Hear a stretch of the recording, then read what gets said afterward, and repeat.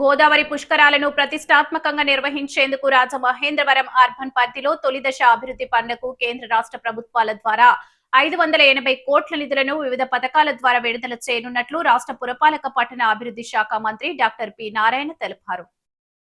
నగరపాలక సంస్థ కార్యాలయంలోని పీజీఆర్ఎస్ హాల్లో గోదావరి మహాపుష్కరాల నిర్వహణ, చేపట్టాల్సిన అభివృద్ధి పనులు, నగర మౌలిక సదుపాయాలపై MP Daggubati Purandeswari, municipal administration commissioner P Sampath Kumar, collector Keerthi Chekuri, joint collector Y Meghaswaroop, municipal commissioner Rahul Meena, ఎమ్మెల్యేలు గోరంట్ల బుచ్చయ్య చౌదరి, ఆదిరెడ్డి శ్రీనివాస్, రూడా చైర్మన్ బొడ్డు వెంకటరమణ చౌదరిలతో కలిసి మంత్రి సమీక్ష నిర్వహించారు.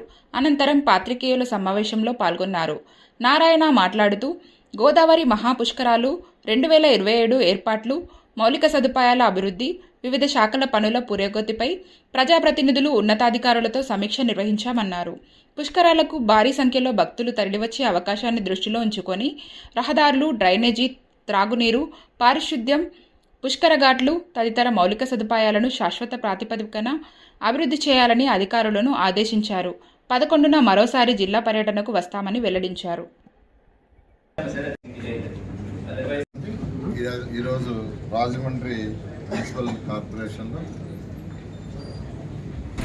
పార్లమెంటు సభ్యులు, అదేవిధంగా శాసనసభ్యులు, అదేవిధంగా అర్బన్ అథారిటీ చైర్మన్ మెయిన్గా డిస్కషన్లు ఏంటంటే పుష్కరాలు వస్తున్నాయి కాబట్టి రాజమండ్రి సిటీలో ఏర్పాటు చేయాల్సిన కార్పొరేషన్ ఏర్పాటు చేయాల్సిన ఫెసిలిటీస్ గురించి.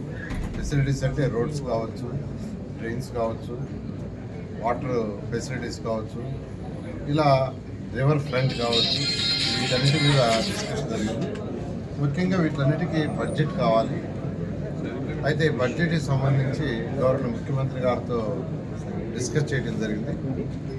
వారు డిఫరెంట్ ప్రాజెక్ట్స్ కింద ఇంతవరకు దాదాపు 580 కోట్లు వర్క్ చేసుకునేటట్టుగా వారు పర్మిషన్ ఇవ్వడం జరిగింది. అది యూసీఎఫ్ కింద కానీ, అర్బన్ ఛాలెంజ్ ఫండ్ కింద కానీ, యుఐడిఎఫ్ కానీ, అర్బన్ ఇన్ఫ్రాస్ట్రక్చర్ డెవలప్మెంట్ కింద కానీ, యాన్యుటీ మోడల్ కానీ,